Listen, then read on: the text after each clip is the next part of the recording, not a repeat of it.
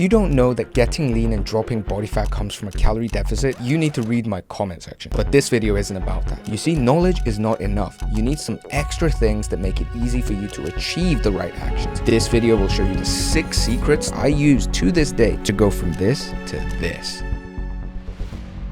Have a minimalist diet and restaurant list. So many people have a complicated diet. One minute it's Thai food, next minute it's Indonesian. Oh wait, then this Italian place opened up, then there's Korean and Japanese. Now I'm all for a varied diet. In fact, I actually eat all of these foods that I mentioned as part of my diet, but it's all within control. I have scouted out these restaurants. I know the general caloric content and the protein involved in all these meals, and I just rotate between my favorite restaurants. When I eat at home, it's gonna be the roast chicken, it's gonna be the frozen chicken breast, it's gonna be the steaks. You see, I can just reel it off my tongue. It's because they show up as staples on my diet. So many people spend so much energy and time and effort and stress figuring out what they're gonna eat. What am I gonna have for lunch? As they're eating lunch, what am I gonna have for dinner? Where am I gonna get the protein? We ate at the sushi place yesterday. We must eat somewhere different. Where else must I eat? What you gotta do instead is just minimize decision fatigue. Have staples, resort to those, and again, simplify your diet so that you can get lean. Next, if you have a lot of friends who are always saying, hey, let's go out to this club, there's this event. Every one of these engagements,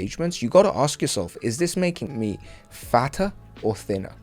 Is this making me smarter or dumber? And it's really your choice. Now, I spent a lot of my 20s just doing these things, just going to the parties, having fun. And to be honest, if you're a young guy who's into this right now, what I'm saying probably won't even resonate with you, and maybe just have fun and do your thing. But over time, as you get a little bit older and wiser, you start to realize, hey, these little choices add up and they really make a difference in how I feel, how healthy I am, what I achieve in my life. And so what I've ended up doing is, like, I don't really have a social life right now, sorry to say. I have my social life in the jiu-jitsu with the people that I do jiu-jitsu with. I have sort of work engagements that are now semi-social, like I'll meet another Korean creator who also happens to be my old friend, so I met him and we did some like workouts together. I'll go on a few dates here and there, but I don't really have this whole like group of friends always asking me to do stuff. And let me tell you, it makes staying lean that much easier. These are the little decisions that really make the difference. Speaking from experience, let's get on to the next point. Minimalist training routines. For those of you that don't watch my channel, minimalist training is about minimizing, again, mental and physical fatigue on your way to building the body that you want. We're trying to minimize the fatigue and the stress so that we can use that energy saved up in other areas of life that are important to us. Minimalist training, for example, is about focusing on key compound exercises. It's about training with intensity and focus rather than spending 2 hours in the gym. It's about training, only 2, 3, 4 times a week maximum and having a lot of rest so that you can recover. It's a whole training philosophy which I go into detail in these videos and also all over my channel. But if you just wanted to get routines, like you wanted my minimalist training routines that I used as a beginner, then you can get them for free in the link below. Or you could in fact join a free community where you'll find not only the workout routines but other guides and other people doing the thing with you. I made it all for free so that you can go get it, so check it out below. Let's get on to the next point. Here's a key idea. It's what I call preemptive rest.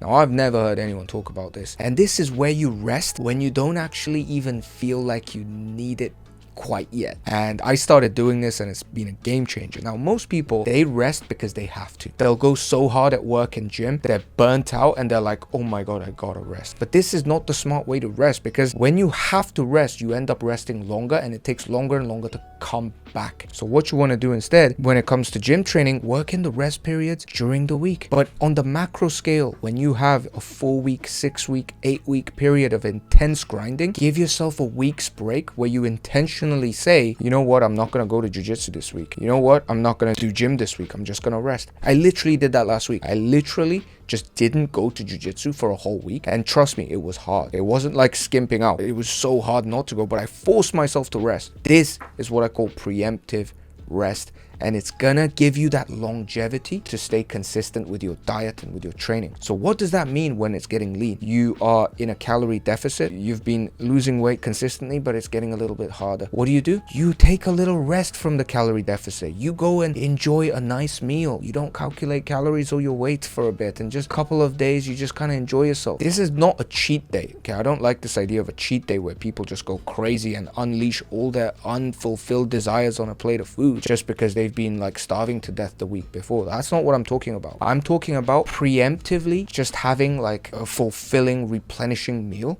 as a way to almost diffuse the desire to binge eat before it even happens. Play around with this idea of preemptive rest, but whatever you do, give yourself a little break on the diet journey.